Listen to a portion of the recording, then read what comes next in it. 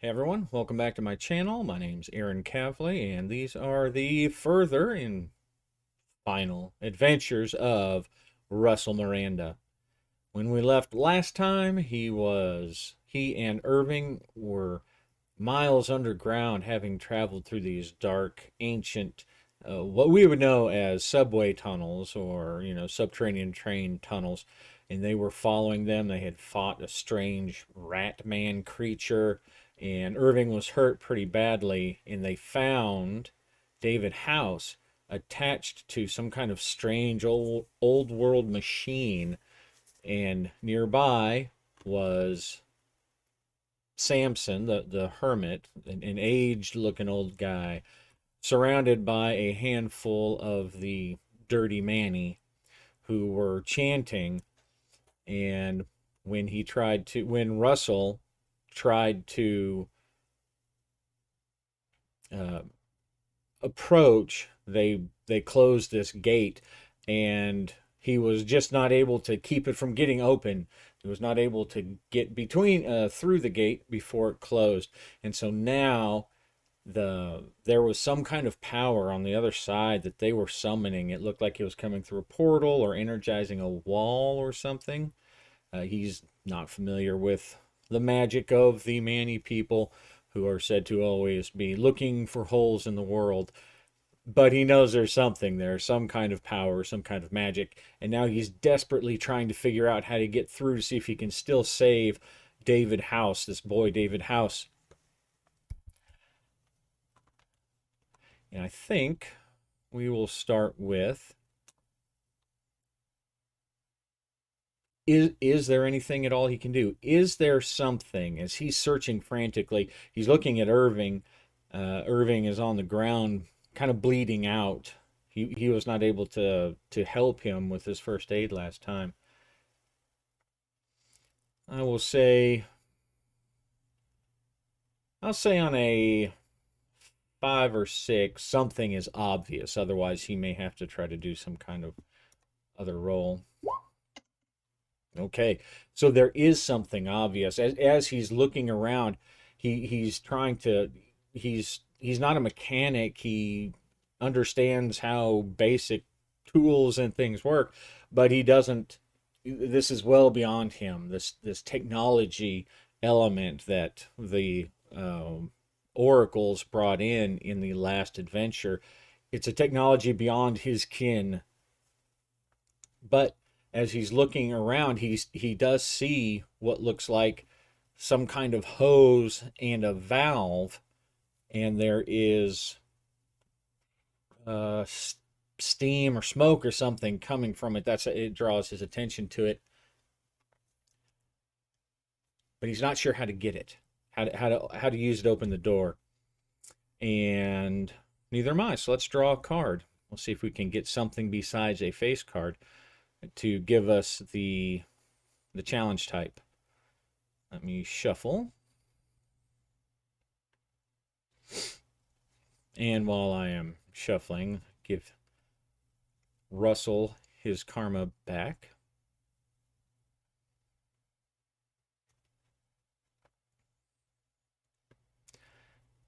Okay, not sure why it's not giving.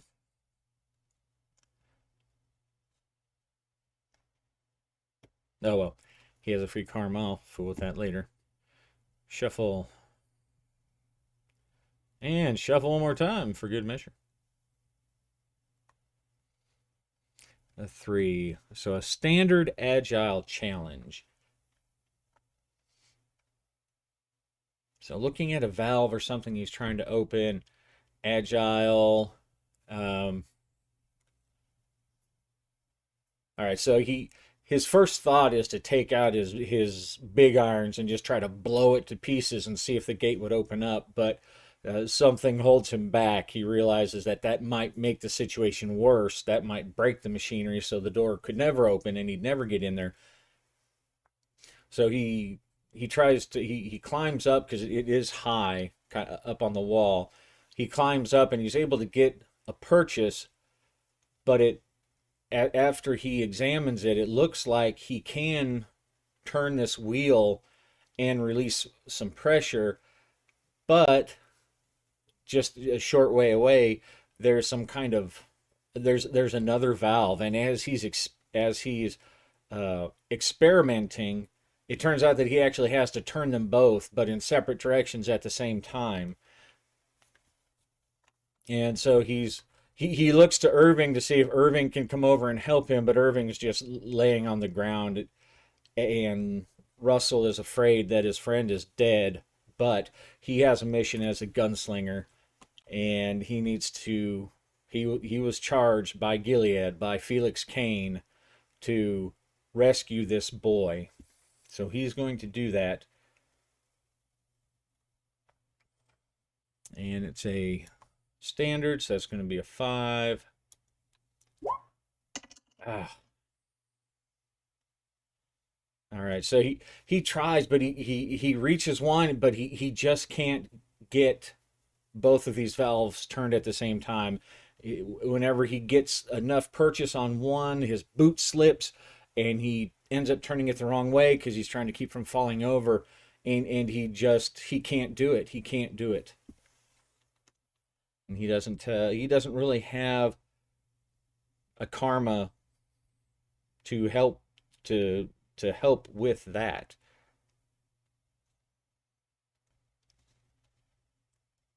And as he's sitting there trying to figure if there's something else to do, looking around, he hears the chanting carry on, getting louder. He hadn't really heard it through the this this wall before, but now as he's up close trying to open it, he can hear it, and it's getting louder, and it's in that strange Manny language, words he doesn't understand the words, but just by hearing him, he feels that they have some great depth and some great mystery that he will never know. He'll never be able to fathom it, and it weighs on him, and it distracts him for a moment, but it doesn't keep him from continuing to look. But he has failed like 3 tests in a row trying to get this gate open, and I think that's it. I think he can't do it, and so he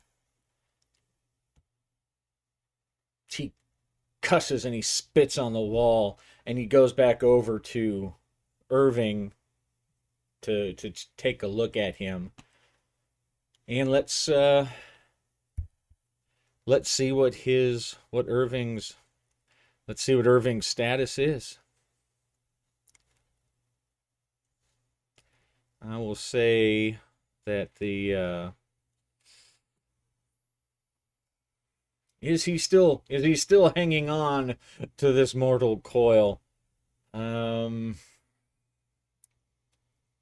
he's tough. He's a gunslinger, but he got nailed pretty good. So I'm going to say that on a 1 through 3,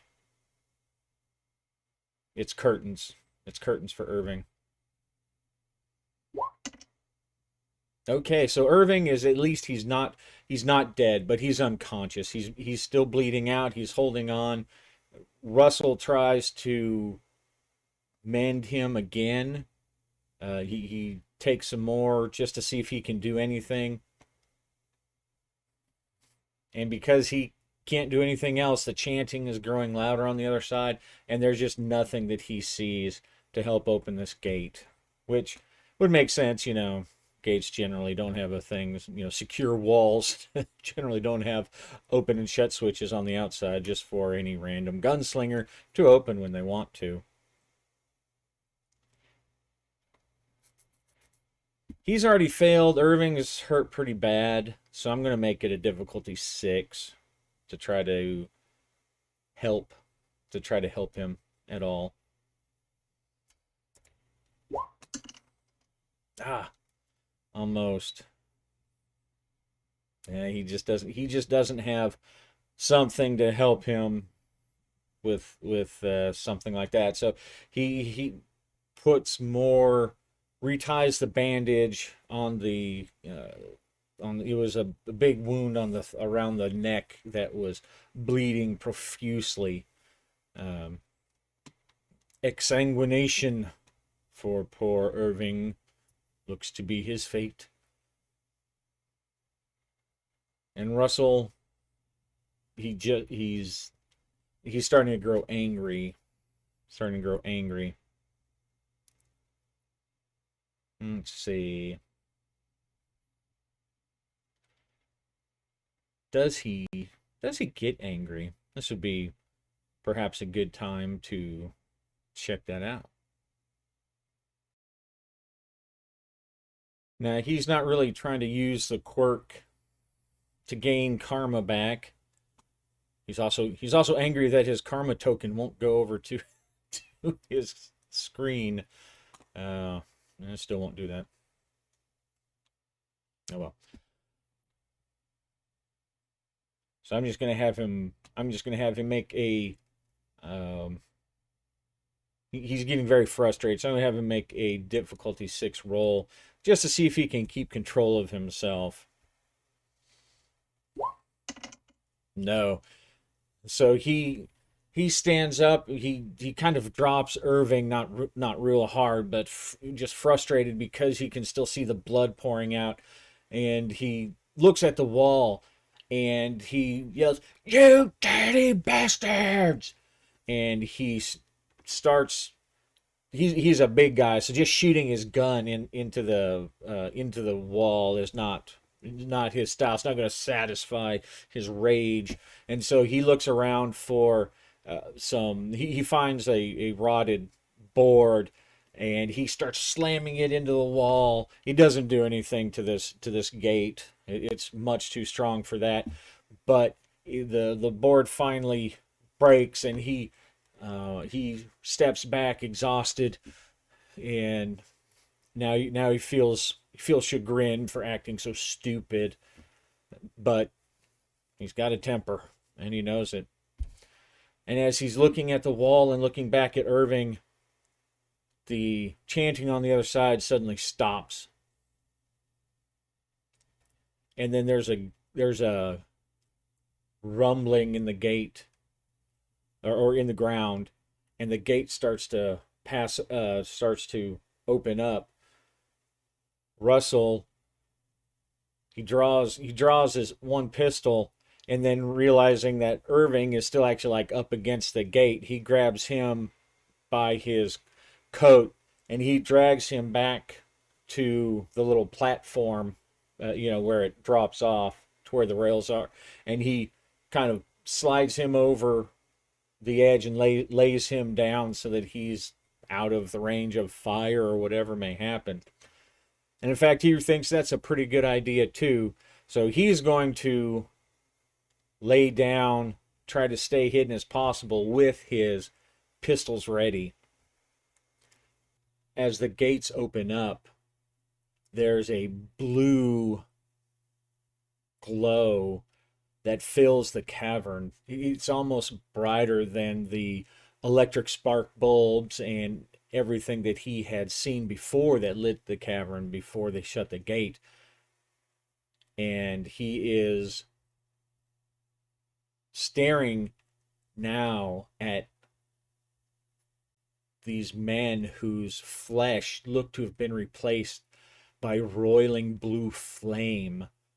The flame is not setting their clothes on fire, so he doesn't even know what to make of that. And next to these men are horses that look also to be made of that same ethereal fire. On the ground at their feet, there's about 4 or 5 Manny who apparently weren't strong enough for whatever the ritual was. Their faces have been melted away, revealing blackened, grinning skulls beneath, laid on the piles of their blue cloaks. And Russell looks over at David House, and the poor boy looks like he's been shriveled. His arms look skeletal, his head is drooping, and his face is shrunken, almost skull-like, like desiccated, like a mummy. And these creatures, because That's all he can think of them as, are creatures, because there's no humanity left in their face, just wild, weird rage. Their eyes are these glowing blue fires. And Samson lets out this laugh, this terrifying laugh, this ghostly laugh that rolls back and forth down the subway tunnels, and Russell balls curl up inside of him. His blood freezes, but he remembers the face of his father, and he grasps on to that rage that he had felt just moments before. He lets it build, seeing David House, seeing Irving lying bleeding out on the ground, and he lets it build, and he can feel the red haze of the battle fever descend upon him, and he draws his pistols, and he starts aiming and firing. I do not aim with my hand. He who aims with his hand has forgotten the face of his father. I aim with my eye. Boom, boom, boom! Shots echo down the subway tunnels. I do not shoot with my hand. He who shoots with his hand has forgotten the face of his father. I shoot with my mind. Blam, blam, blam! I do not kill with my gun. He who kills with his gun has forgotten the face of his father. Boom, boom, boom! I kill with my heart. Bam, bam, bam! And the bullets go flying in amongst these riders, and he hears one call from Samson as he gathers, as the leader of these ghostly riders, and he says, "For Tahira!" And now let's see how the bullets, see what the bullets do.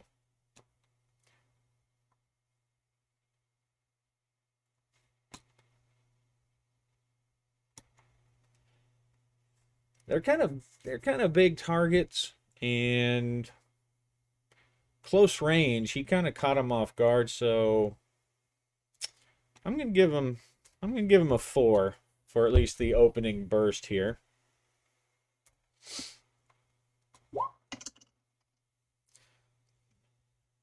Okay, so that's a good hit. That's an extraordinary for 2 successes.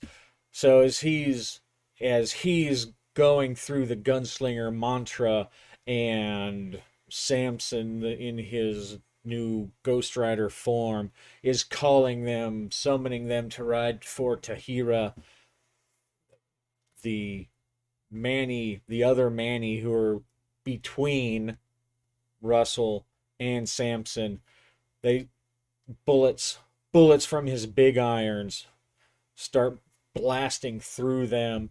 One head explodes in this fiery flash, almost like a light bulb exploding, and the Manny falls off. 2, 3 more besides that fall to the side, gunslinger bullets in them, and there's none. He fires until he's out of shots, and there's only 3 of them left, Samson and these 2 others. And then Samson looks at him and gives him this otherworldly stare and shrieks at him. I'm going to give him a standard chance, because as the shriek, it seems like it's piercing right into his bones.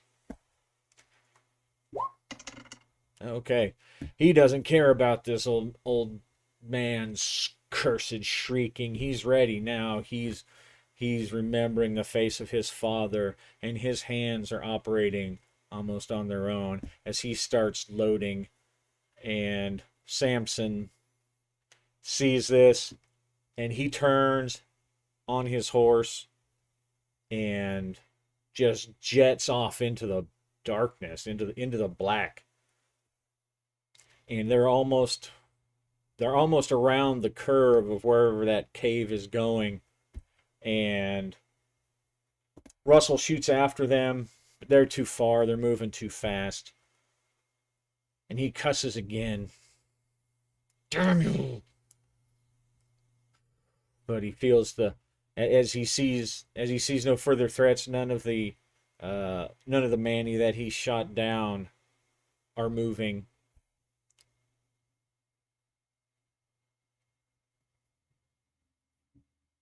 He looks at them, and the bodies, they they like the flesh is gone. It's even though the flames weren't burning or scorching, they whatever curse it had done to them, it looked like the fire just replaced their flesh. Even the one he shot in the head is just a shattered skull with some wet bits still. He goes over, he reloads, takes a final scan around to make sure that there's no other cursed creatures going to from his nightmares is going to jump out and attack him. And he puts his pistols away, and he goes over to look at poor David House. And he's in pretty rough shape. I'm going to say that the poor kid's only alive on a 5 or a 6. Oh, look at that.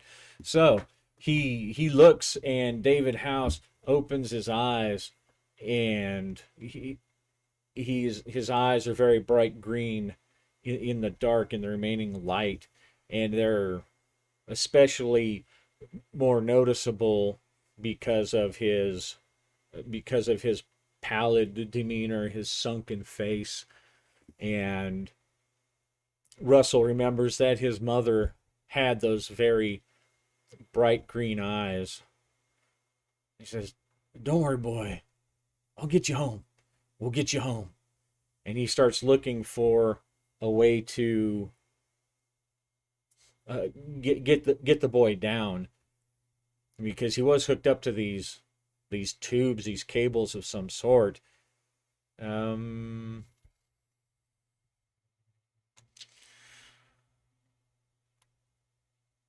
Oops, not you. Let's take a look. Let's see what kind of challenge to get him down. Okay. Advanced secondary subplot. Doesn't really have a secondary subplot.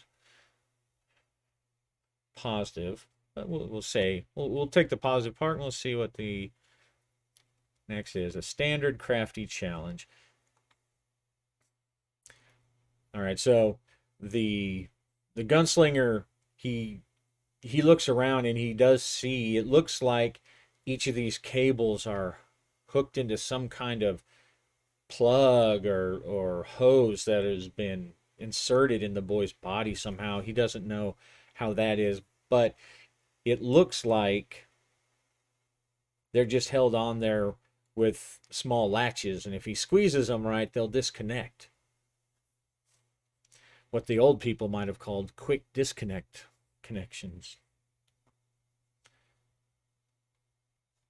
So as he's sitting, the boy's not even crying. He doesn't have the strength to do it. All right, standard crafty. Now Russell is just not a crafty person.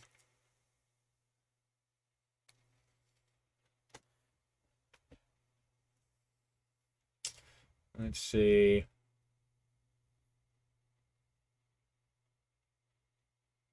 So as he's doing this, I'm going to say on a 5 or a 6, he causes harm to the boy trying to help. On a 1 through 4, he doesn't understand how they come off, or he's afraid to take them off for fear of hurting the boy. Oh. All right, so he figures out how to get these off and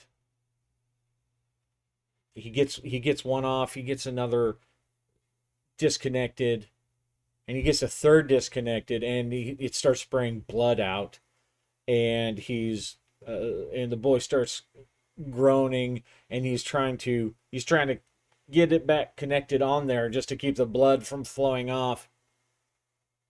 And he does manage to, but the boy is weak, and Russell is now he's too scared. He doesn't want to unhook the boy, but he doesn't know what else to do.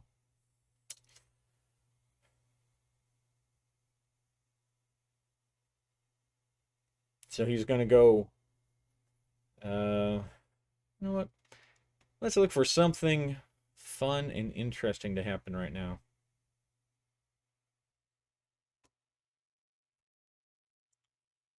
All right. Well, the oracles were not kind to young David House, and the boy's eyes flutter, and blood is still dripping out of this connection that Russell had tried to hook back up, and with a final gasp, the boy's head droops fully, and he sags completely, which he was already just a husk anyway. And Russell watches as the life leaves poor David House.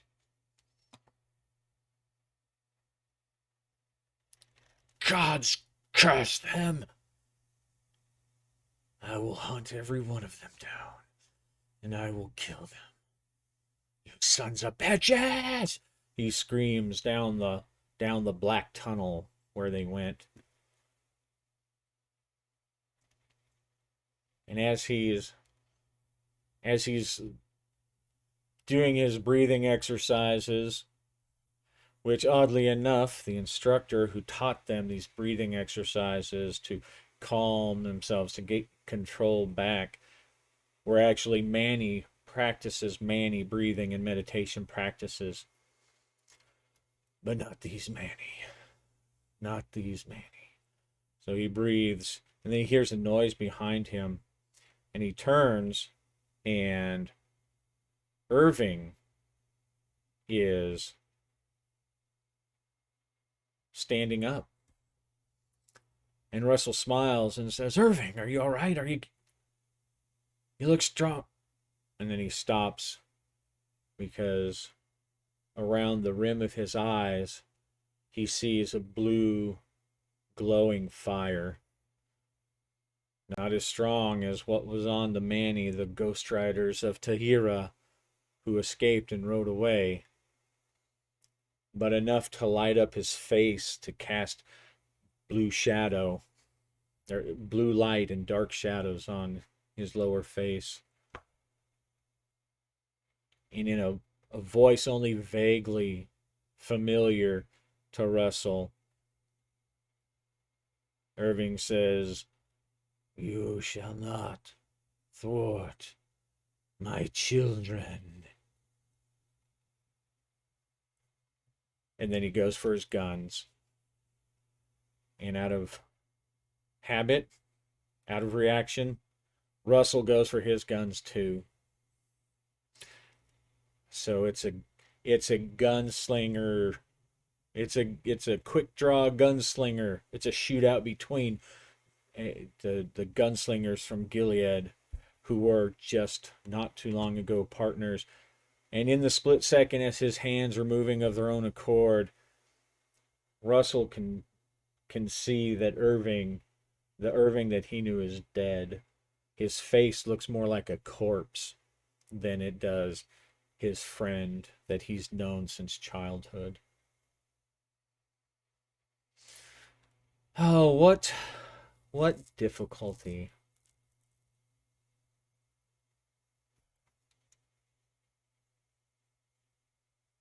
I'm going to say that the difficulty,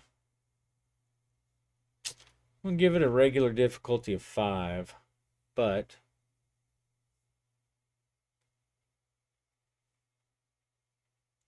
I'm going to give this possessed Irving 3 effort. Because not only is he in the body of a gunslinger in his youth and his prime, he's now controlled by some otherworldly uh, creature, some demon, some monster from the Prim.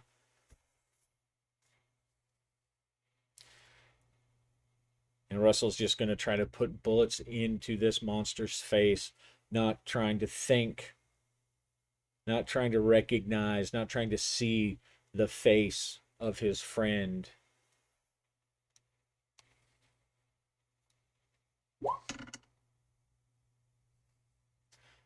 Okay, so that's a 6. And let me go check my chat over here. All right, so that's counting that as a 1.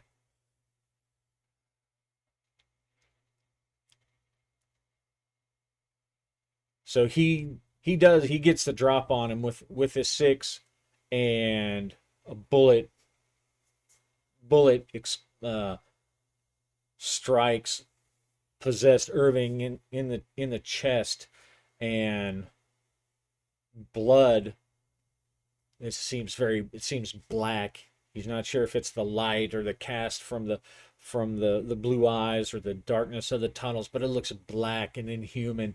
It explodes into in bursts out and runs down the front of his shirt. But it's not enough. It's not enough yet. And so Russell moves out of the way. He tries to seek cover as he's continuing to shoot. So we'll remove this effort. Get you out of here. Oops.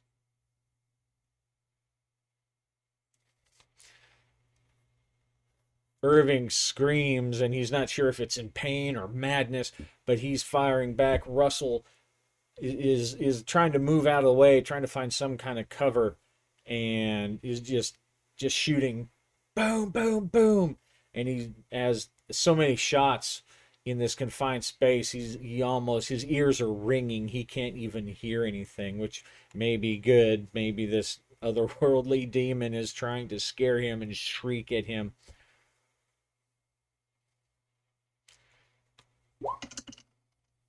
Okay. So Russell can hear the bullets whizzing by him in the dark, and or it's not dark, but he can hear the bullets whizzing by, and he's returning fire and trying to stay out of the way. And he gets another shot, 2 more bullets, one in the gut and one up in the shoulder, on his friend Irving. And he's still looking to not to think about who he's shooting.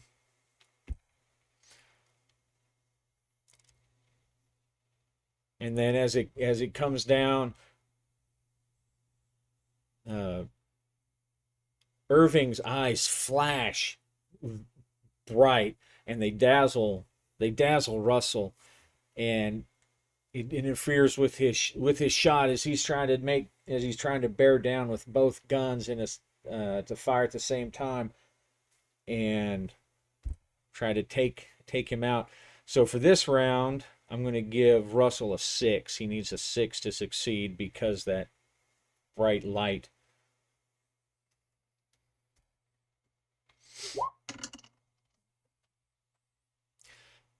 He's going to use his 1 karma. That's not there because it wouldn't come out earlier.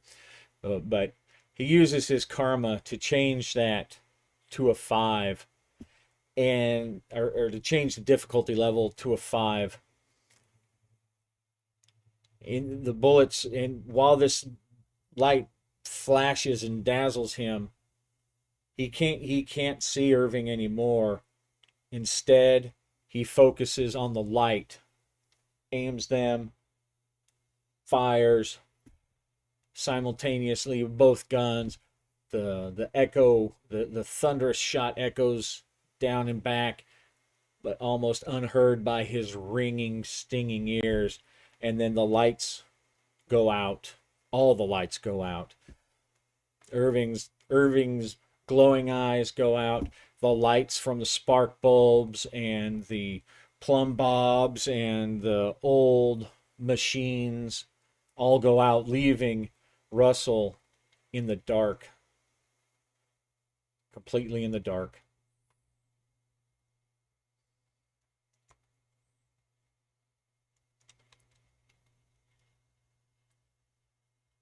He gets down and in the dark reloads his pistols. And as he's feeling on his gun belt, he's running low on ammo. He's done a lot of shooting in these tunnels, and it's dark. And his ears are ringing from the gunshots in the tunnels. He's probably done permanent damage to his hearing.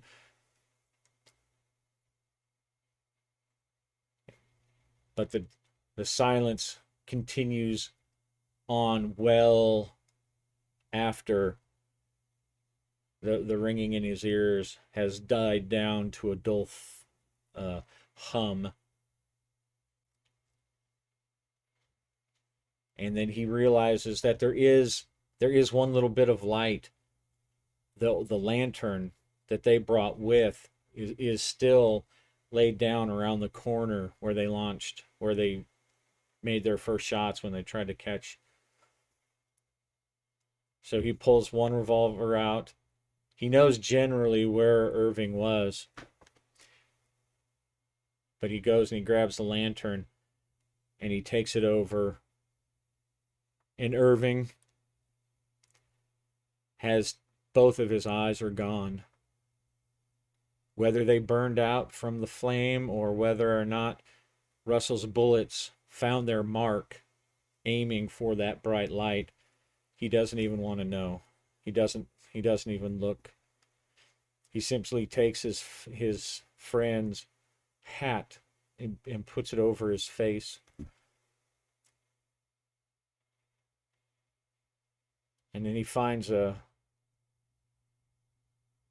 place nearby on the rails, and he lays the body in as respectfully as he can. And he says, "I'll be back for you, brother." Oh, gods. Oh, gods, Irving. What have I done? And he's not in the shape to carry this body, not yet. He still is hoping that maybe he can catch those the remaining 3 Ghostriders. He can't do anything with David House. So he takes Irving's guns,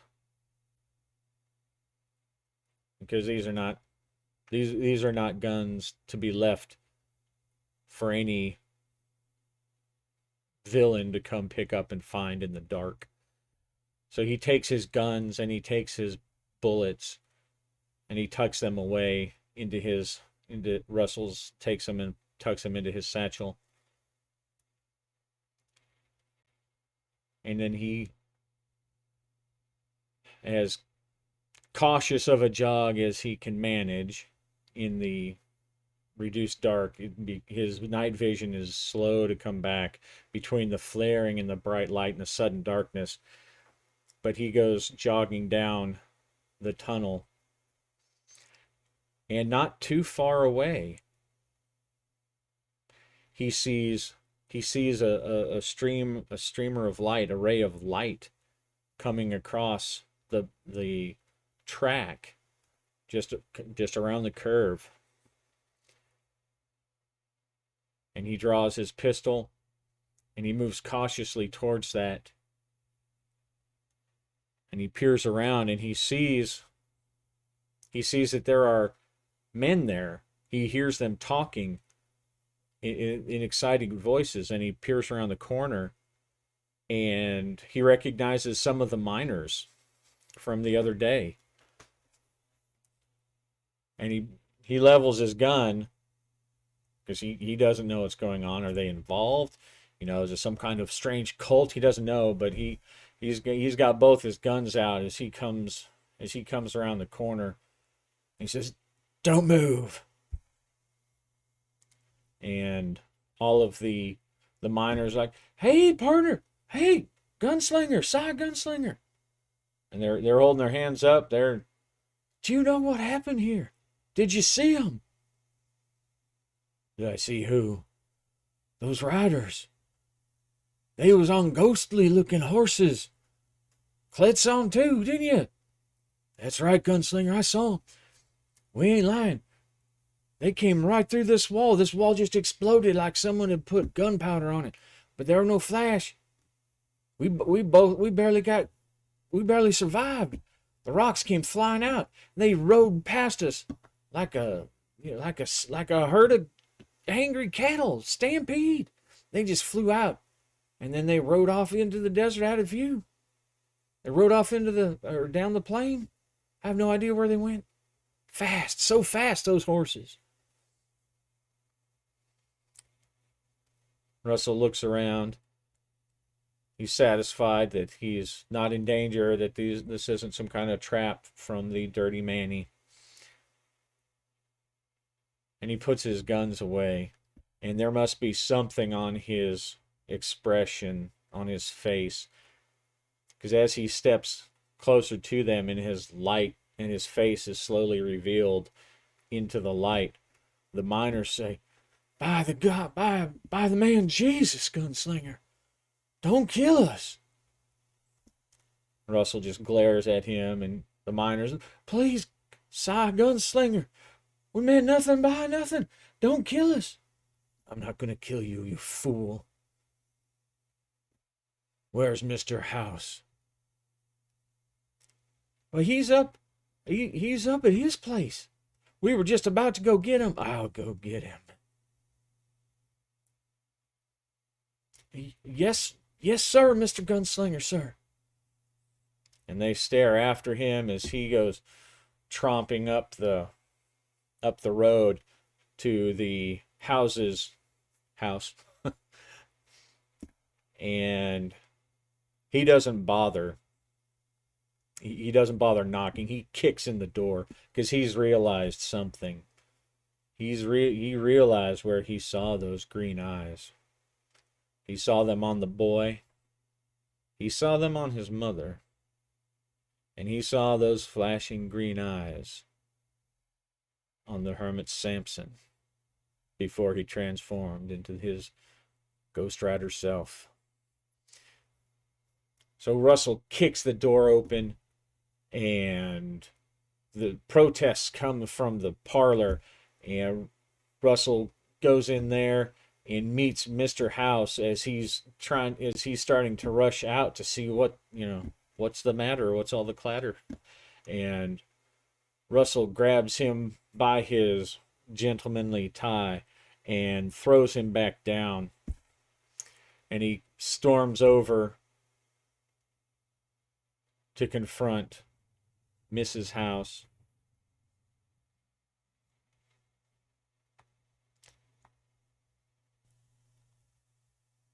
And Penny House looks just as stoic as she did before, but not quite nearly so distracted.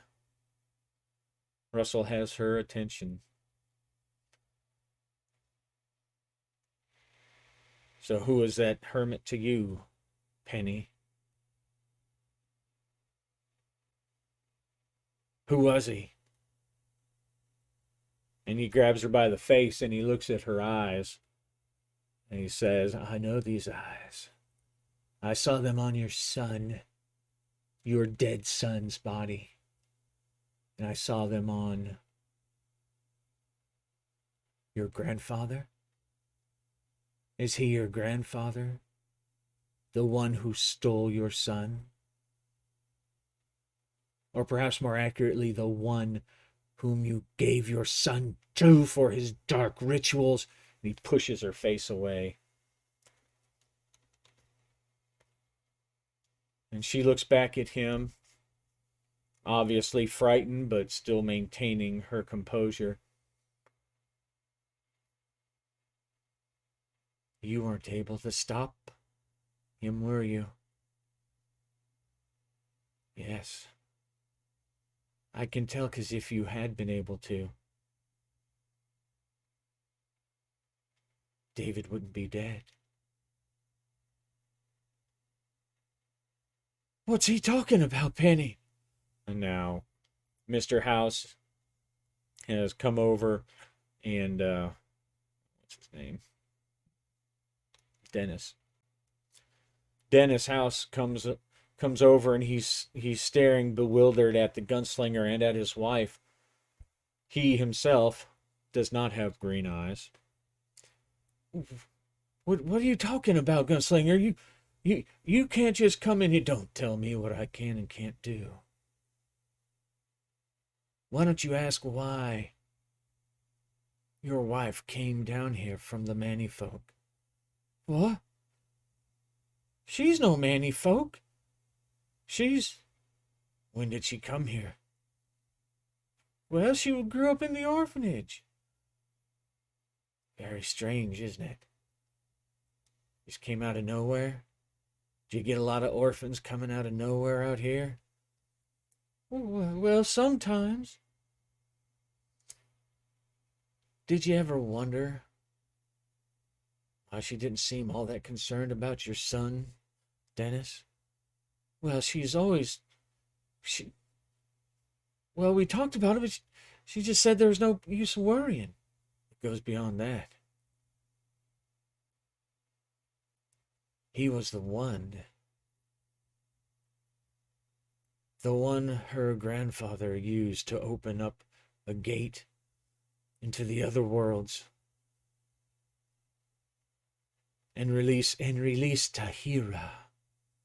That's right, gunslinger. Now she's snarling at him. And it's too late. It's too late for you, and it's too late for all of Gilead. It started. Tahira serves the Crimson King. He serves forces that you and your weak-minded fools, the affiliation, the cowardly cowboys, will never be able to stop. That's right, Dennis. You were nothing more than a stud to make a sacrifice. I can't believe it, Penny. Believe it. And now do what you will, gunslinger. For you've already lost. And no matter what you do now, it means nothing.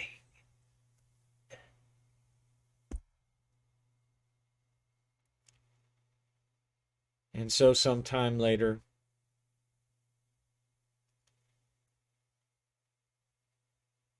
Russell Miranda is standing beside Felix Kane at a gallows that has been erected in the court of Gilead, the courtyard of Gilead. The young body, or the casket of young Irving Lowry is shut and put on the back of currently is on the back of a funeral cart. The court is filled with gunslingers and their family, the high gentlemen of Gilead, mourning the loss of one of their own. And what better way to mourn his loss than to see the one responsible for his death dealt with? Penny Kane, the noose tied tightly around her neck, stares silently at Russell the entire time. And he stares back up at her. And when the hangman drops the platform beneath her feet, neither one flinch. He stares into her eyes as the snapping of her neck echoes through the courtyard.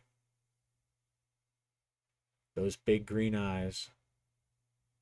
And he watches the life flee from them.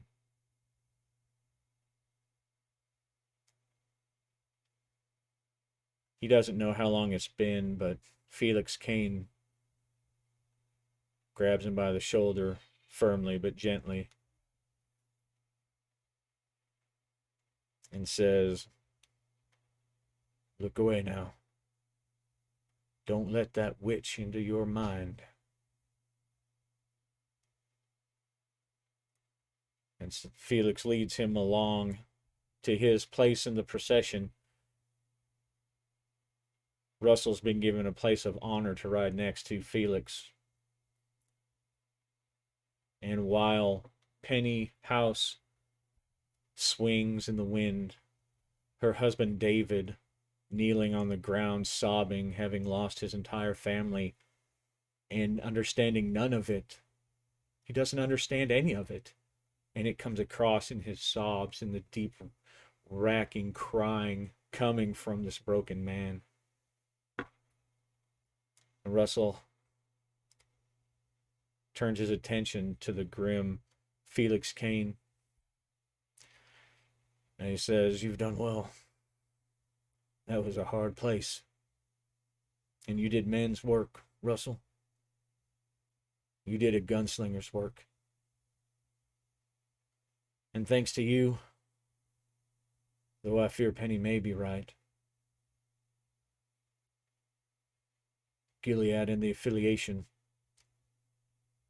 we at least have some preparation. We have some foreknowledge. You faced those demons and you put several of them down. You remembered the face of your father, Russell Miranda. And let no man in Gilead call you anything but gunslinger. Come on. Let's go put our good friend in the ground." And with that, the procession rides on silently, except for the clopping of hooves and the sobbing of the Lowrys, the parents, riding along behind the funeral wagon in their own coach.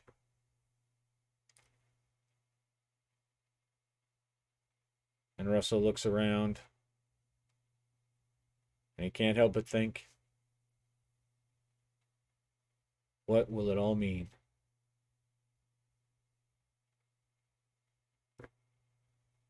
The end.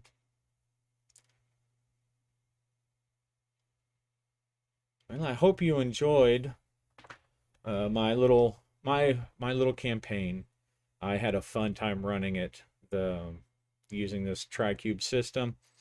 But I have other systems I want to do campaigns with, and I do love the simplicity of this minimalist game. My preference is for something a bit more crunchy, so I do have something in the works, but I've always kind of wanted to run a campaign in the gunslinger world, the gunslinger setting, because even though I didn't really care for a lot of the choices that were made in the story later on, I really enjoyed the series, and I just thought that would be a cool place to run an adventure in. I always preferred the kind of the open, gunslinger travels through the haunted wasteland kind of thing than the traveling to New York back and forth, whatever. But I had fun with that. I thought Russell was an interesting character. Given the situation, he didn't really develop too much, but he was cool, and I had fun playing.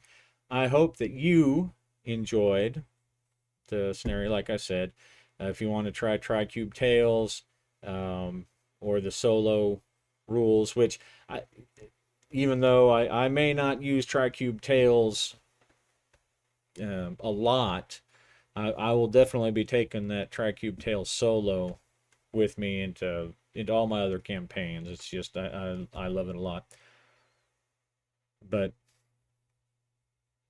never forget the face of your father, and happy gaming.